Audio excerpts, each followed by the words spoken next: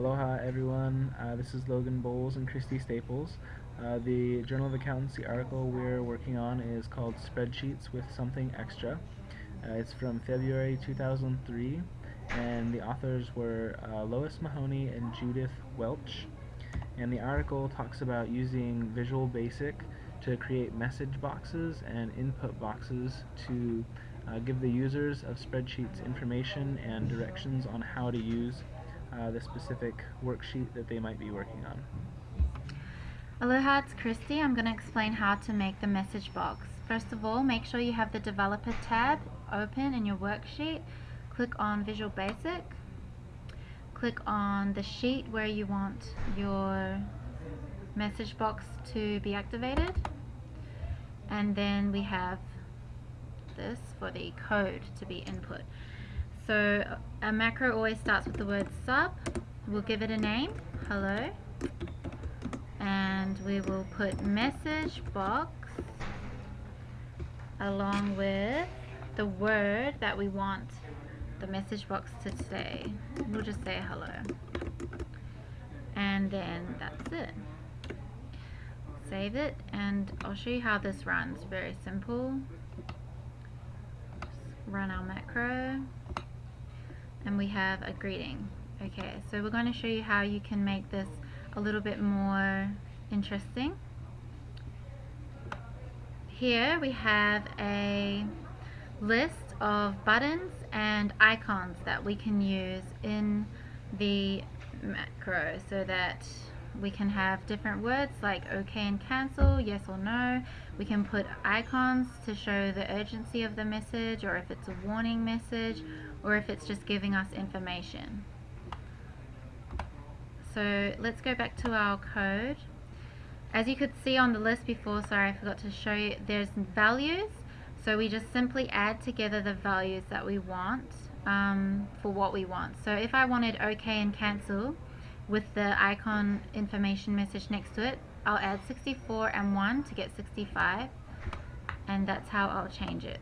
So we go back here, we put a comma after the word and then the value 65. Okay, let's see how this comes out now.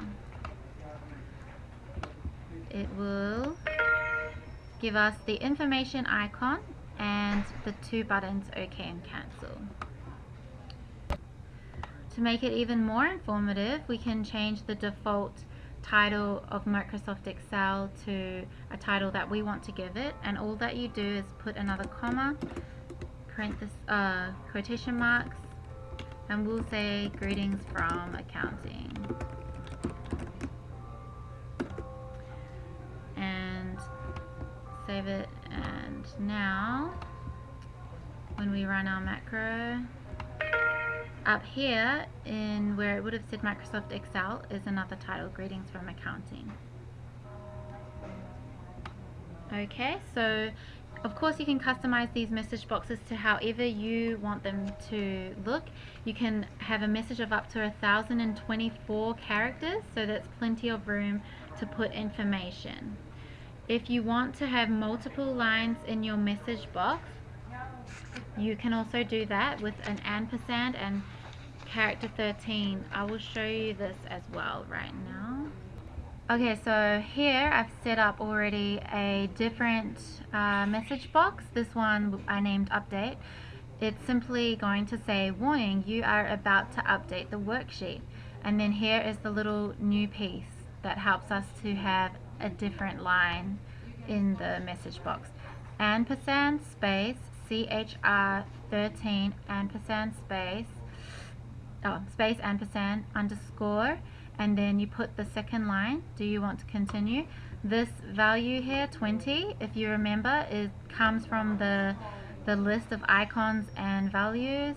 So 20 comes from, we wanted it to say yes or no in the box because the question was, do you want to continue, and to have a critical message icon showing that it's important. And then the title is the last thing in the code. So the title is going to say accounting department, showing that it's from the accounting department. So just going to show you how this works.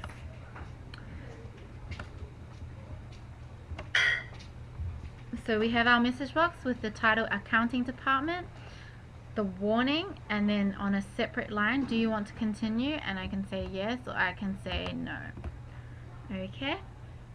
Okay, now I'm going to show you also how you can actually use information that's already on the spreadsheet to include in a message box. So say our spreadsheet here had the name Kevin Kimball already in the spreadsheet, and we wanted our message to say, "Hi, Kevin Kimball." So I've already typed it up here, but as you can see, we've put the title of the macro as hi. The message box will say hi, and we want a space, otherwise the name will be immediately against the I. Then we just simply do space ampersand space range A1 value and space range B1, because the first name was in A1 and the second name was in B1. We'll always put the dot value afterwards, the ampersand, and then have a great day. The 64, again, if you remember, it will show that icon, the information icon, and then here will be the title saying it's from the accounting department. So let's just see how this works. Just run the macro. Hi, Kevin Kimball, have a great day.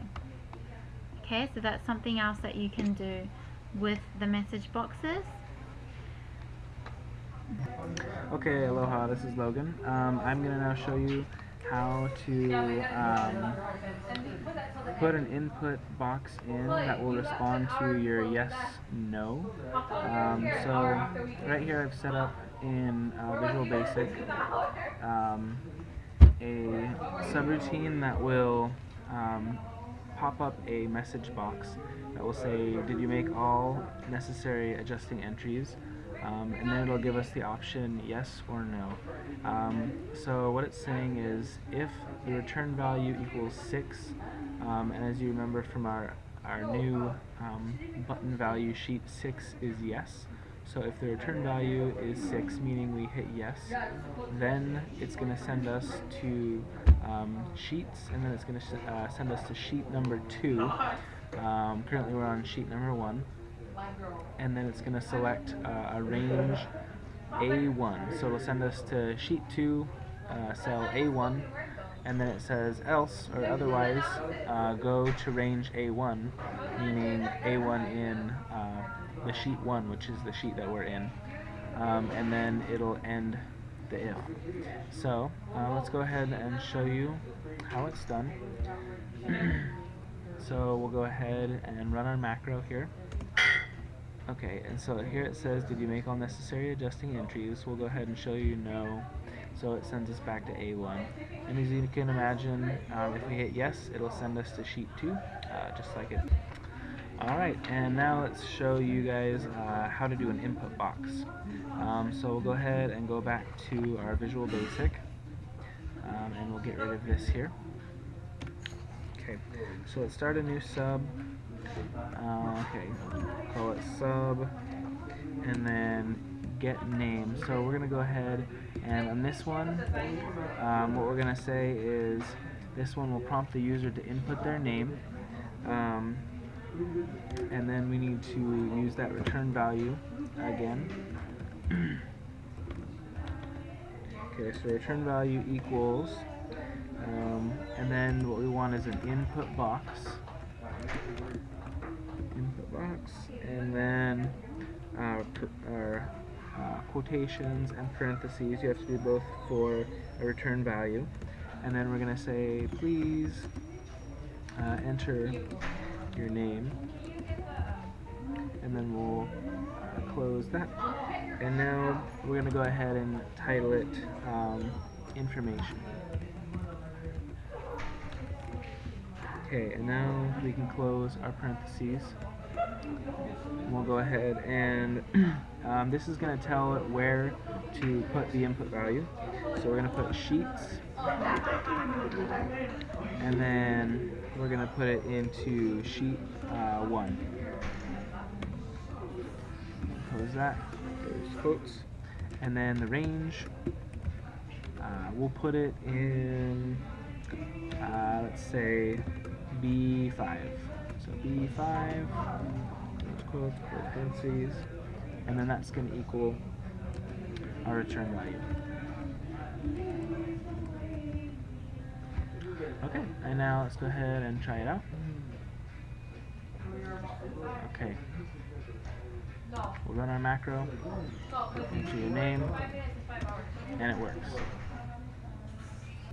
Alright, just to finish up, we're going to show you one last way to use an input box. In this case, we're going to use an if-then statement. So, for instance, if you have a cell that you want your user to input, say, their name, we're going to use the get name example again. But in this one, it's going to be a little bit different. We're not going to allow them to not input their name. They have to put something into the box, otherwise it'll loop it and it'll make them redo it again until they input a value. So we're going to go ahead and put do.